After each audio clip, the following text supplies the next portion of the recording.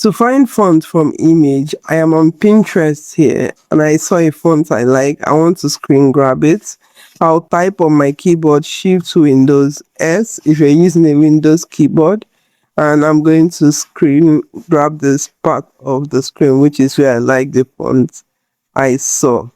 So I'm going to click on the image that was snipped and copy this image, and let's go over to our browser and search for canva.com. It will bring you here. If you've never used Canva before, it will ask you to sign up. Here on Canva, you want to click on this plus sign and select a document you want to work with. For me, because I'm just looking for a font, I'm just going to choose this Instagram post document. The blank document has opened in the editor, and from here I'm going to do Ctrl V on my keyboard to paste the image I've copied. I'll spread this image out and I'll go over to edit here and click on Magic Layers under Magic Studio here.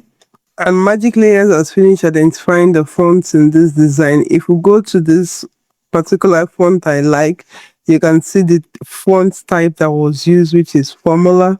And if you go to these ones, you can see that it's playlist scripts. If you go to this one, you see this is a different type of font. You can just go through it and see what font suggestion it gave you from the image.